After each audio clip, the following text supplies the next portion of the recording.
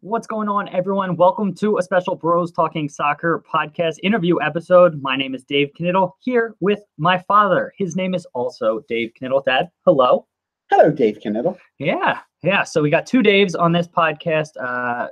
Christian is at work and Matt is upstairs. So he has no excuse for not being here, but he wasn't feeling it. We are live on YouTube, so please feel free. Say hello, interact with us as we go along here. I have the chat feature up, so if you got anything to chime in with, please let us know. But we're going to be talking with my dad today. We're going to be talking about playing soccer in Philly in the 70s growing up. He was a youth administrator, so we're going to be talking a little bit about that. We'll be talking about youth refereeing and all that, and just, overall different perspective on what's happening in soccer in America right now. So I'm excited about this interview. And Dad, you ready to get to it? All good. All ready for Christmas. Got the tree, got the hats. Yeah, we have 1 week till Christmas, so we're both rocking our Christmas hats here. We got the Christmas tree, mini Christmas tree up there, and we are ready to go. So I'll do another intro and then just jump into it. Great. Sound good? I'd like to welcome on a very special guest right now for this interview podcast. He is a Roxborough High School Hall of Fame center back, former youth soccer administrator, current youth soccer referee, and all-around wonderful person. We also happen to share the same name, Dave Knittel Sr. Welcome back to Bros Talking Soccer. Dad, how you doing today? Thank you, Dave. All right, cool. So I'm home for Christmas, and we are doing this in person, which is pretty awesome. So I love that. I'd like to start here with talking about your experiences growing up playing the game. You played in Philly in the 1960s and 70s. So, how'd you get into playing soccer during that time period in the first place? Yeah, it was a lot of it had to do with my parents won't let me play football, which was really back in the day. That was the whole bottom line was. You didn't have too many choices in the fall. You literally, football was pretty much all you had to play. And if you couldn't play football, it was soccer. So it was soccer or football. And so I chose soccer. And they were basically the two sports you could have to play. And I went down the soccer route, and that was my choice. And that was it. And fortunately for me, we had a club out of Roxborough that actually had two clubs to play for. And that wasn't normal. Like in Philly, there wasn't a ton of clubs. Oh no. Philly had. Out of the area. Philadelphia was probably one of the. Soccer. That's where it kind of was born. Yeah. Born in the United States, was out of Philadelphia. So we were very fortunate to have soccer programs, but nothing like football. Football was everywhere. And Philadelphia is kind of a football hub and all that too. But it's also soccer was born out of Philadelphia as well too. But Roxborough, we were very fortunate to have a soccer program out of Roxborough. So I actually had a choice. Yeah, that's great. To play. There were so many choices to play football, but at least we had a choice. To play soccer, so at least I had that option. And that's great. And so really it was mom and pop-up, so your parents that kind of drove you into that? Well, you know what? I'm so sorry. And my father... Yeah, I thought pop-up. And my father played soccer for Roxborough High School, but also played soccer at University of Pennsylvania and was actually a 3-letterman at the university, which was kind of unheard of back in the 1930s. Before he went into World War II, played, trying to think of what 3, I know it was track, soccer. Tennis, wasn't it tennis? And tennis, yeah. He was 3 sports at University of Pennsylvania, so it was kind of unheard of. So obviously, that's what led me towards soccer. So. Got it. So it was in your blood. I like that. So during that time period, 1960s, 70s was also kind of the high time of the NASL back in the day. Right. And Philly Philly had a team, the Philly Adams. Yeah. What was your experience with the NASL? Was it on television much? No. So did you have any sort of interactions with it, or did you just kind of know that it was there? My interactions with it was because there was actually a couple players from the Roxborough area who actually one of them who went to Roxborough High School played. There was a couple connections that way, and there was some, it was that way. You just kind of learned through the grapevine. And they played, just out of Philadelphia, but there was no really no media coverage, no TV, no anything. It was just kind of like word of mouth kind of stuff, and maybe a blurb in the local paper or something here and there, but not a lot, sadly. So it's not like today's internet age where, there's so many different media outlets. Back then it was really just newspapers and a couple television channels for the most part. I'm just trying to think. A couple is, yeah, you're right. Like yeah, 5. Yeah. So it was tough for them to really break through. So you didn't have too much experience with them. But so then let's go back to your playing career. What was it like kind of being a soccer player when it was definitely the minority sport, whereas, people tend to look down on it? How was that experience for you? It was it was interesting playing. See, now fortunately we were actually our club team and actually the high school team. The Roxborough's high school team was a very successful high school team, but our club team, there were actually 2 that came out of Roxborough. One was the Indians, just their club team that played in the intercounty, and then the other was their Roxborough. It was the local YMCA. So there were 2, and that was even a higher level, the Roxborough YMCA. But both were 2 very high, I would say very successful programs. And based on that, probably because there wasn't a lot of soccer, that the kids who were athletes, kind of like myself, who wanted to play, migrated to that. So the program was very successful, and we, so we won our fair share of games, and it was it was a blast playing. The issue playing back then, though, was I say in some ways it was a cross between American football, rugby, and because back in those days, a lot of people didn't quite know. It wasn't like European soccer. It was kind of like very physical. Very physical. Yeah. It was way too physical. Too many fights broke out. And like if the one team wasn't winning, they just figured, we'll just fight and see who wins the game. No, seriously. That's like how a lot of games went. Like if the one team was better than the other, well, we'll at least win the game. And so it was like a cross between that. And I was physical, but I wasn't like more of a fighter. So like like you said, I was a defender. A lot of times I'd have to watch out because, you'd play your role and you serve your purpose, you clear the ball or whatever. And then, sometimes the guys just come down and just wipe you out. And then that was just like how you played the game. And so you kind of had to watch your ass, as you played the game, because there was, for lack of a better word, there was somewhat liberal rules, if there are lack of rules. So back in the day, survival of the fittest. Yeah, so not like today where where they're taking heading out of the game at the youth levels, and safety is such a huge kind of concern now. They didn't care. There were so many concussions.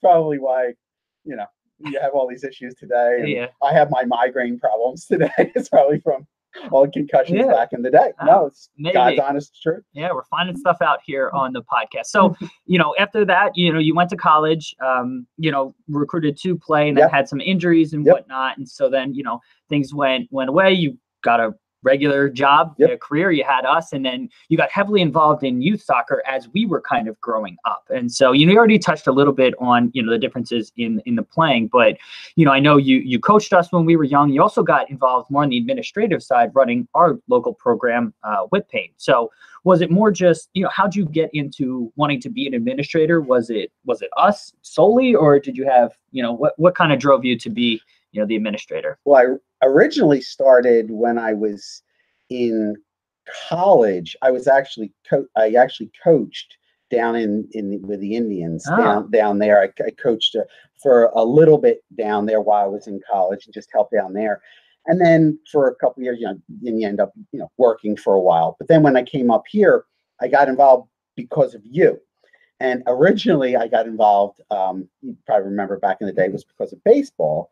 It was because I wanted to get you involved in playing, and you were too young. But they said if you wanted to play, in soccer or baseball? This was baseball. Okay. No, it converts into soccer. Okay. All right. If I wanted you to play baseball, they said because you were too young. They said, if I wanted to be chairperson of the entire program, I could get you playing. So they got me. They got me to be chairperson of the entire program to play baseball, and then looked at my what I did. They go, "You played soccer? Well, not that many people played soccer." And then they're like, sucked me in. They go, "Okay, we're going to shift you from chairperson of baseball. You're going to take over the soccer program." And then they got me to be chairperson of the soccer program, and kind of then it was step by step by step. And that's how by sheer steps like that, it was but how did I get involved? It was from having children and wanting you guys to be involved, and obviously I was going to be involved with you and all the steps of the way, from being an administrator, but also I wanted to be involved in coaching, but I wanted it to be more than just parents and checking the box and just being intramural and all that. And that's where I got involved in the travel. I got involved back before it was what it is today. I was involved when it was the grassroots program, when it was parents just checking the box and everybody plays and everybody's equal and all that. And I got involved back when let's try to make this more. Let's try to get involved with more training and all that, and went through a lot of bumps and learning curves, and everybody fighting me and saying, "No, you can't do this," and everybody's equal. And well, no. And, and it's and I was the one who got involved with the high school programs and pulled, trainers in and all this, and trying to make it be more, and grew our local whip pain program and tried to make it more than and did, and tried to be more like the FC back in the day. It was FC Delco and YMS that were the only programs that were like that. And we actually, and it was a group of guys, group of us that grew our program into, I think we became in Inter-County the second largest program to YMS in Inter-County. Yeah, and this was in the days, for anyone who's kind of familiar with U.S. soccer, back in 2006, 2007, which was my last year in high school, is when U.S. soccer came out with the directives, for youth soccer. Up until that point, it really was kind of the wild, wild west. And, that's what my dad's talking about here. He really kind of had to figure out a lot for himself. So, time wise, what year was this and when? So you were an administrator from when to 90s. When? And so in the 90s. Yeah. And for what, 15 years or so, and coach on the side and all of that. And so, you touched on this a little bit, but I remember growing up just how, political soccer was in a lot of different ways, from the all-star teams or making certain teams. And then also the whole pay-to-play model where, I was, fairly talented kid growing up, but I wouldn't join these mega programs because they cost $10,000 a year.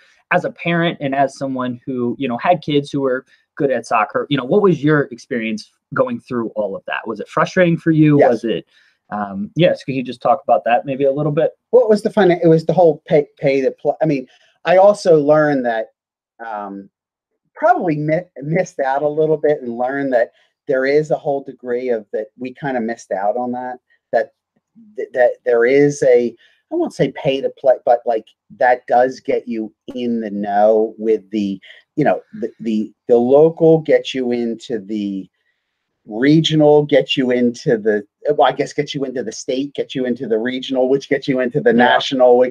And I kind of missed that whole thing, that if you didn't get into that early, you missed it. And I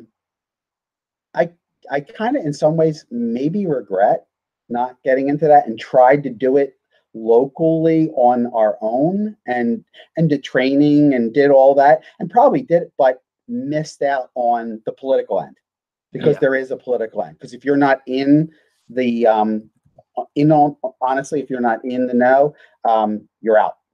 and I learned that the hard way. Yeah, and that was, frustrating as a player looking back now. All that happens, and that's a lot of issues that stem in U.S. soccer that I know they're trying to correct, but just the country is so big, it is still very just unregulated, and so I think you're still seeing a lot of those issues. But it's interesting kind of hearing that from your perspective, being involved in the game for so long. let's transition a little bit now to being a referee. I think that's what you spend most of your time being involved with at the game at this point. You know, we're all, you know, me, Christian, and Matt are older, and, you know, you've become more and more involved in the youth refereeing perspective. So why did you decide to become a referee in the first place? Because of you. It was because of you. When you were 14 years old, you wanted to make extra money. And then as you were talking to me about it, I thought about it, and it kind of made sense. Number one, I had to drive you to the classes anyway. And then I thought about it from a coach perspective, from a parent perspective. I said, let me do this thing. Best decision of my life. I have never looked back. I became such a better parent, coach, since I became a referee. I have learned to shut my mouth during games. I have learned that, you know what, the ref just didn't see it. I have such a respect for referees. I've just never looked. I've been doing it. You're 30. I've been doing it since you were 14. So I've been doing it 16 years now. I went through it. I've been doing it. I've gone through classes with you, with Christian, with Matthew. I lost my license at one time and I had to go through the whole program again, you know, and all that. But I just absolutely. That was because you let it expire. There wasn't anything. It wasn't like his license was revoked, just for everybody. I missed the, you know, because if you don't stay on top of it, that's the other thing is they make you stay on top of your credits, just like anything. I like that about the program. If you don't stay on top of, you know, all the, you know, everything is, you know, all the updated rule changes and everything, they are on top of it, and it makes me stay on top of everything. I respect everything about the entire program, but it was the greatest thing I've ever done and became such a better, just a person in general. I so recommend it. I still say to this day, every single parent, every single coach should have to, in some level, even if it's an intramural level, should have to do some sort of reffing just so they understand, because so many people just stand on the sidelines and are so judgmental and sit there, and it's just so wrong, you know. But I just it's not easy. It's not easy being a referee. That's all I got to say. And I respect referees so much. Yeah, it really gives you a different appreciation and perspective as a parent or a coach or anything like that. So yeah, I'm in complete agreement. And, you know, we'll talk about, you know, my perspectives on it maybe in a little bit, but, you know, how do you feel, you touched on it a little bit, but parents and coaches, you know, how do you feel that you're treated as a youth soccer referee? I know for me personally, it almost drove me away, just the way I was treated. Because, you know, in high school, I did it to make money. But as soon as I kind of got out and was able to start making money, I said I didn't want to put myself through this anymore, because it's like, you know, why am I doing this? The money's good, but beyond that, it's just, you just feel harassed so often. So I don't know, what have been your experiences, maybe positive or negative, maybe comparing ages and genders? Is there a difference that you see? You know, can you touch on that a little bit? Yeah, I actually find that, like, you guys, I found that you, meaning you, Christian and Matt, and the younger, the youth refs, in some ways were better at letting things go than I was. Yeah. Because from an adult, you know, getting yelled at, having parents who truly don't maybe understand the game, I found I took it way too personally. Like with people screaming at you, like, "Ref, are you blind? Ref, are you not?" That you tend to take it way too personally. And like, I found that you guys could just like say, yeah, whatever, you know, and you can just ignore it. You do have to have a degree of letting it go. And even to this day, I take it all in, and I was like, just stop it, you know, like let it go. Like, you know, like, yeah, I saw it, but let it go. There is a degree of that it's very difficult.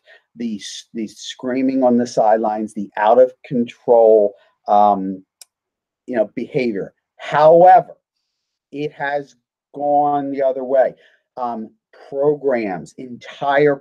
Entire leagues have absolutely recognized the issue and have taken absolute measures. Like, I know in beginnings of years, they have like they have documents that go out to teams, that go out to leagues, that go out that say this is acceptable behavior, this is not acceptable behavior, and they absolutely take the side of referees. The coaches meet with their parents. The leagues send out messages. They have signs. They have signs at fields now that say, this is not acceptable behavior and all That's that. great. Because it's gotten out of control. South Carolina got so out of control that they went to like quiet, total quiet games. No parents are allowed to say anything. I mean, whatever. Because it's gotten so out of control. So there is a recognition out there that, not every single child is going to be on the Olympic team. Not every single child is going to get a college scholarship. That, they're not the next coming of Messi or the next, Christian Pulisic. Yeah, or to try. Yes, Yeah. Exactly.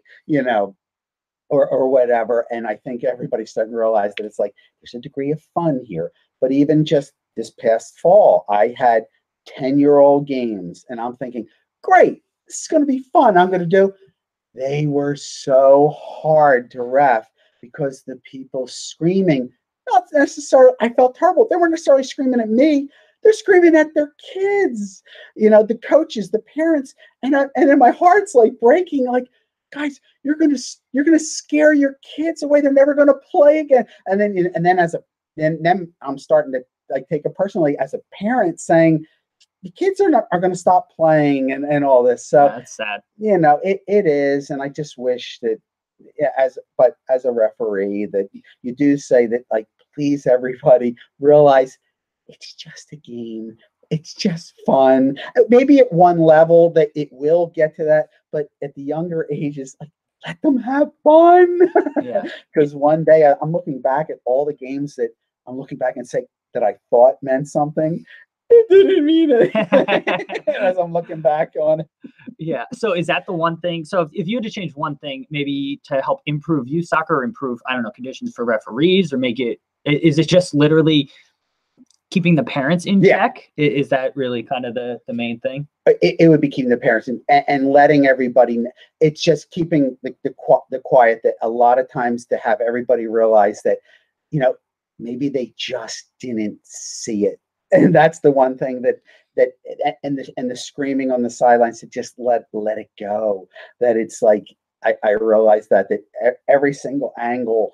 That it's like they can't see everything. The other thing is, you asked about, like, why do I do it? I do it because you just hit the nail on the head. There's also the other side where so many people quit. That's the other side. Yeah. You mean from a ref perspective? Oh, from a ref. Yeah. Oh my God. Yeah. I'm a case Christian's. He doesn't love refereeing that much. No, I was saying, like, a lot of kids let it go. Oh my God. So many kids don't let it go. And so many, I think I was told by the referee administrators, over half quit within the first year. Yeah. So the biggest problem with youth referees is that of however many sign up, it may even be over half don't come back. And so they have all these, and the problem is they don't have enough referees. So the reason why I do it, they literally don't have enough referees. So you're supposed to have 3. You're supposed to have 2 assistants and a middle. There's so many games, only have 1 in the middle. So then you wonder, well, the referee didn't see it. Well, yeah, because there's only 1 guy in the middle. He can't see. You're supposed to have 2 guys on the side. Well, now you see what happens. And because so many quit because of so many, parents and coaches out there who are screaming and all that. Yeah. And then people don't want to come back and referee. Yeah, that's why I quit. The money is really, really good. It's more just like, I'm not gonna, I'm here to help you guys, have fun, keep order in the game. And just so many parents just view it as, oh, this guy's trying out to get me. Or, it's like, sometimes it's people just being self-conceited or whatever, just not having that perspective. And that's why, you're right. Maybe there needs to be some sort of, even if it's not the full referee course, some sort of pared down version that if your kid wants to play on this travel team or whatever, they have to attend this course. And even if it's online or something like that, I don't know, maybe that's an idea, just to give them some sort of appreciation. Well, the other thing to realize, if I had to get something out there, is that might be realize that referee is a lot of times for the younger ones, that's somebody's kid. Realize that, just like that's somebody's kid's playing. that referee Yeah, is the referee. somebody's kid. It's also, Yeah, it might that's be a it might be a newer referee. They have to learn. So understand, just like the players are learning, the referees are learning. They might make a mistake. Understand, there's a learning curve. Yeah, that's a really so good point. so understand that. Oh, okay, they might make a mistake, so let it go. And as a referee, if they're even both ways, you might make a mistake one way, you might make okay, it might all even out in the end. And then nobody's perfect and all that. And you might learn from that one game, and then hopefully the next game they'll be a little better and all that. Life goes on. So That's a good point. That's a really good point. So before I ask the final question that I always ask our guests, is there anything I missed that, I don't know, you wanted to talk about, or anything you wanted to circle back on, from, whether it's your playing days, being an administrator, referee, coach? We didn't get too much into the coaching. I know you went through your coaching badges. I don't know if you have any perspectives on that. I know it's changed. The badges have become a little bit more rigorous. But yeah, is there anything I didn't ask that you wanted to touch on? The one thing that I think that I learned from a coaching, the thing that's changed from my days, from when I coached, where it was more like where parents and like I thought I knew, that I learned enough that, like, administration wise, I was okay. I learned how much I didn't know, that in today's world, now coaching is more, you have trainers, and then you have game day coaches, and you have administrators and all that.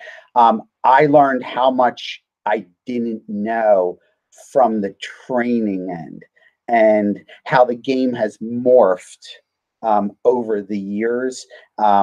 And that's when I started to learn that I started to reach out to, like, higher level teams and trainers, and then players. That's when I even reached out to you, to the younger teams, and reached out to players who, like, that had played at higher levels, to come back and train the younger teams.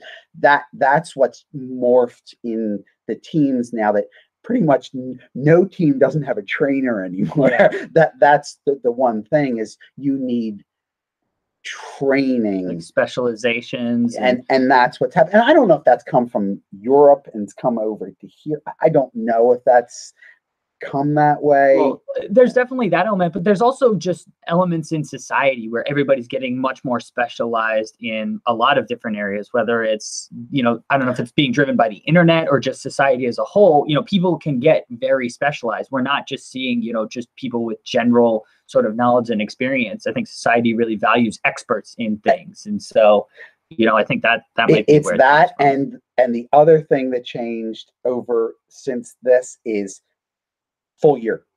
Yeah. When I played, even when I started coaching, the biggest pushback that I had was sport and season, and I had people fighting me all the time. Now it's whatever sport you're playing, it's full year. Yeah. And you got full year training, full year playing, full year, and basketball's full year, soccer full year, baseball's full year. So I mean, you have everything is full year. So whatever sport you're playing, be prepared. It's going to be full year, and you got a full year commitment.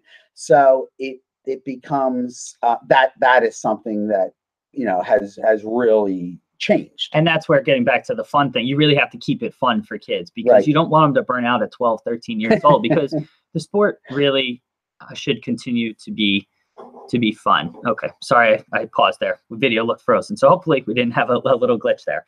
So the last thing I ask everybody, so I'm really interested to hear your perspective, because I think it's going to be a little bit different than other people's. But what's the thing you're most excited about, or the most positive thing kind of happening in your soccer world? So, we try to end things on a positive note, and so we've talked about, good and bad. So what's the thing you're kind of most excited about happening kind of in the soccer world right now? I think soccer, like from when I played soccer was always, like you said, like, what was it? It was, they made fun of soccer players. They made fun. Oh, that's because you can't play. You can't play football, so you played soccer. Like, I think that's completely a bunch of BS. Now, I think I even say that FIFA, meaning I'm pointing at the video. We're in game. Christian's bedroom in the basement. I'm pointing at the Xbox. Yeah. FIFA has dramatically changed, I think, the view of soccer. And even like now, the players that I know who play football have such a respect for soccer players. And soccer players are like the state of the art athletes and all that. And because like worldwide and all that. So I look at soccer are the athletes and all that. I look at that guy. I hope that is, I still see in the United States, there's still a hurdle to get there. I mean, it's still football, basketball, baseball in the United States, but soccer's it's catching up to getting baseball there quickly. It's getting there. Yeah. And that's what I hope in my life, I'm seeing in my lifetime that it's getting there from where I was in the, let's just say in the 1970s and where it is.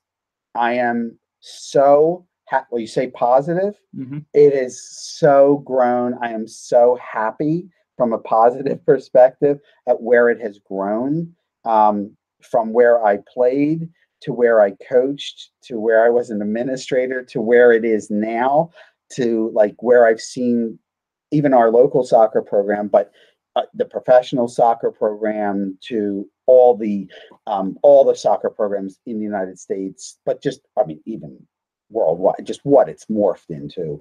I am so happy to see soccer, what it's grown into. And I just hope to see it continually grow, so that's my biggest positive. And the video game. Yeah, that's awesome. That sure as hell don't hurt. That has seriously helped out. Yeah, it can't be understated with that. But yeah, Dad, thank you so much. This was so much fun. A lot of those things I guess I didn't realize. So this was a really good conversation. I really enjoyed it. So thanks so much for talking with me this week. Yeah, Merry Christmas. Yeah, Merry Christmas, everyone. For those that listen to the podcast regularly, I think we're going to try to do what we talked about on the most recent podcast this weekend. We're going to try to watch a match, Christian, Matt, and I, and do a podcast while we're watching the match and see how that goes. So, be sure to tune in Sunday when we do that. Probably be the 11 o'clock game, knowing my brothers, they're not going to want to get up earlier than that. So it'll probably be the 11 o'clock game. So tune in. We'll be back here on YouTube, or, listen to the podcast and subscribe. And Dad, thanks so much for being here. We'll talk to you soon. See everybody. And Mario, if you're still here, I saw your question. MLS is so weird and different. So they have a ton of roster mechanisms to try to keep parity in the league and try to keep things on even playing field. I still don't fully understand why their offseason has to start the day after the final. My only understanding of that, thanks, Dad. My only guess as to that is because, half the league is out of the playoffs in October. And so they've had 2 months to prepare for all of that. And so I guess that is the real reason for all of that. But again, I don't necessarily like it, because you have guys who literally just won the championship the day before, and then the next day are either being let go, cut completely, or traded, and all of that. And so I don't necessarily agree with that. I don't know why I can't wait a week or whatnot, but I don't know. Maybe the logic is that they want to do it in fairness to the players, where if they're going to be moved anyways, you might as well do it quickly. I don't know. It doesn't fully make sense to me. So it doesn't fully make sense to me. Also, it might have something to do with they need to have some sort of winter window before the winter transfer window opens in January. And so MLS wants to give teams an opportunity to make adjustments to prepare for the next season. So I don't know if that plays a role as well. So those are my two guesses at what's going on. But MLS can be a very tricky league with a ton of weird roster mechanisms, but it's all done in the name of keeping parity in the league. So giving teams that aren't as good an opportunity to get better and compete with the better teams, and also done to just keep the league as a whole sort of stabilized, because soccer in this country has been so fickle and risky, where we've had leagues kind of fall apart, we've had clubs collapse, and so it's all done trying to stabilize things as much as possible. So that's my answer on that front. Hopefully you found that interesting. Everyone else who's been here, thank you. Matt's coming down. joining us. And yeah, so we will be together again on Sunday. This podcast will be released on Thursday. And so thanks everybody for tuning in, and I'll talk to you soon. See you, everybody.